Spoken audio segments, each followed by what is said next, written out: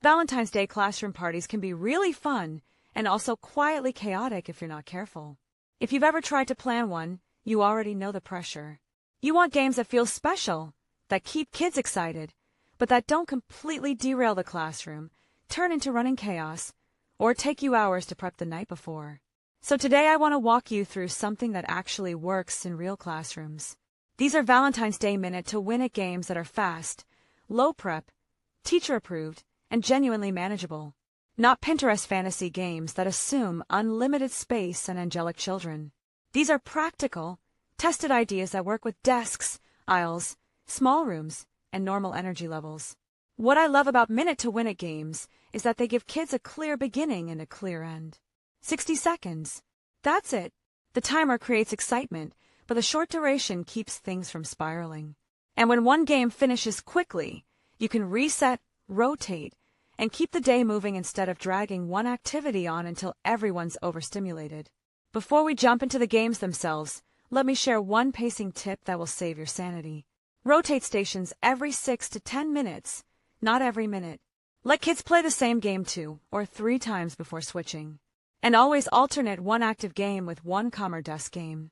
That rhythm keeps energy manageable and prevents the end-of-party meltdown zone.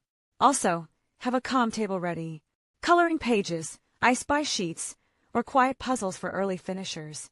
That one small detail prevents bottlenecks and behavior issues later. Now let's talk supplies, because this is where a lot of people overcomplicate things. You really only need a handful of items that you'll use again and again throughout the year. Plastic cups are gold. Painter's tape is non-negotiable. Heart stickers, pom-poms, mini erasers, index cards, sand timers or a digital timer, paper plates, straws, zip bags, and small bins. If every game lives in its own labeled zip bag, setup and cleanup become almost automatic. You pull it out, run the station, and put it straight back. No scrambling, no mess piles, no lost pieces. Now I'm going to walk you through 35 Valentine's Day Minute to Win It games, grouped by type, so you can easily choose what fits your classroom. You do not need to run all of them. Think of this as a menu, not a checklist. Let's start with fine motor games. These are perfect for classroom tables, especially if you need fun without kids sprinting around the room. One favorite is conversation heart transfer. Kids move as many hearts as possible from one bowl to another using tongs or chopsticks. It sounds simple, but the focus it requires is amazing. And if you want to avoid food entirely, mini erasers work perfectly. Stack the hearts is another easy one.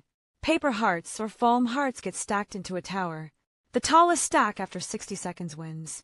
No noise, no mess, lots of quiet concentration. Cup stack hearts is great if you already have plastic cups. Put a heart sticker on the bottom of each cup, have kids build a pyramid, then unstack it. Simple, satisfying, and surprisingly engaging. Candy heart pickup, which can also be non-food, is always memorable. A tiny dot of lotion on the back of the hand, and kids pick up hearts without pinching. It's just stick and drop into a cup, but they take it very seriously. Pom-pom scoop is another classic. One spoon, one hand. Transfer pom-poms into a cup. The rule about not using the other hand adds just enough challenge. Paperclip Cupid is perfect if you need something ultra-quiet. Kids link paper clips into the longest chain they can in 60 seconds. Teachers love this one. Heart button thread uses pipe cleaners and beads or buttons. Thread as many as possible. It works beautifully across age groups. Valentine stamp stack is harder than it looks. Mini stampers or small blocks get stacked, but hands must leave the tower after each placement. The focus is intense. Eraser sort sprint has kids sorting mini erasers by color or shape into bowls. Speed plus accuracy makes it exciting without noise. Cupid's coin slide is another desk-friendly option. Kids slide coins across the desk into a tape target box. Fully inside counts. Anything touching the line doesn't. Now let's talk about active but contained games. These are for when kids need movement, but you still need control.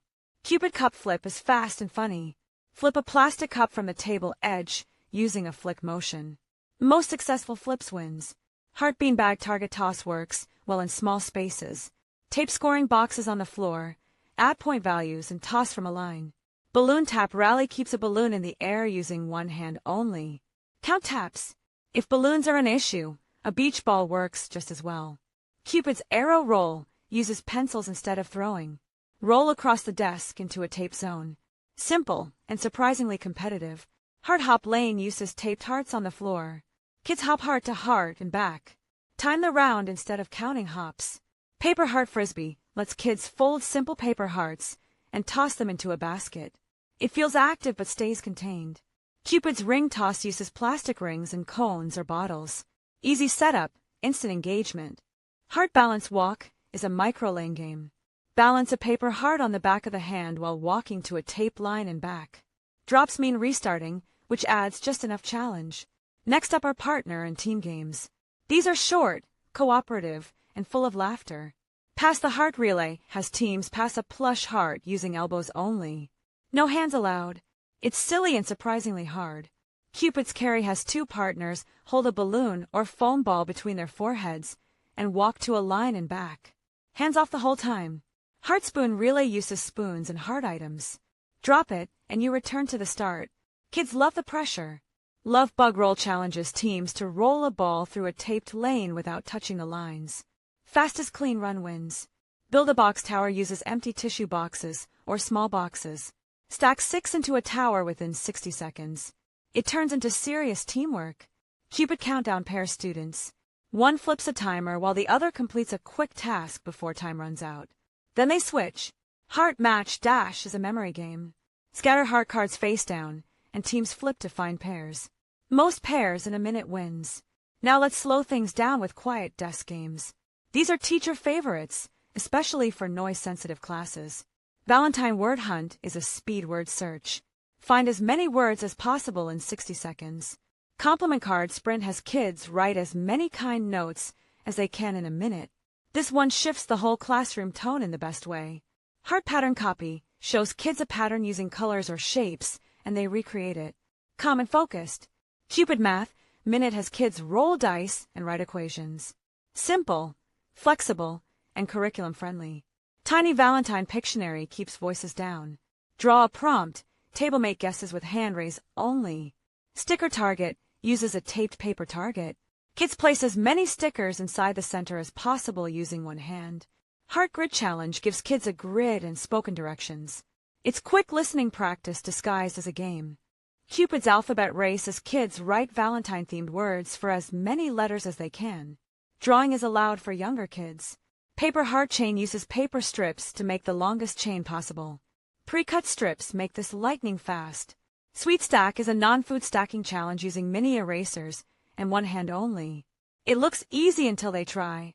Now let's talk prizes and transitions, because games only work if the flow works. Prizes don't need to be big. Stickers, pencils, bookmarks, stamps, or privileges like line leader or extra read time are perfect. Sometimes letting the winner choose the next station is reward enough. 4 smooth transitions. Label every game bag clearly with the rules inside. Use a projected timer or one loud timer at the front.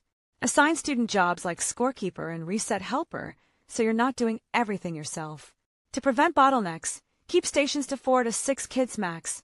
Tape start lines so kids don't creep forward, and always have that calm early finisher table ready.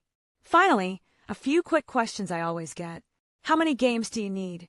For a 45 to 60-minute party, 5 to 7 stations is perfect.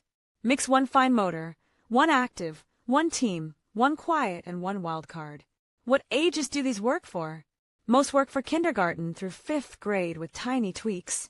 Bigger items and shorter lanes for younger kids. Extra rules or non-dominant hand challenges for older kids. What about allergies? Mini erasers, pom-poms, paper hearts, and beads replace candy easily. Always check school policy. Small classroom. Choose desk games and 1 taped lane. Run movement games 1 child at a time. At the end of the day, you don't need elaborate props or complicated rules to make Valentine's Day fun. A few repeatable supplies, fast stations, and a clear timer let the party run itself. And when that happens, kids have fun, and you actually get to enjoy the day too. If this helped, save it, share it with another teacher, and come back whenever you need classroom-friendly game ideas that actually work in real life.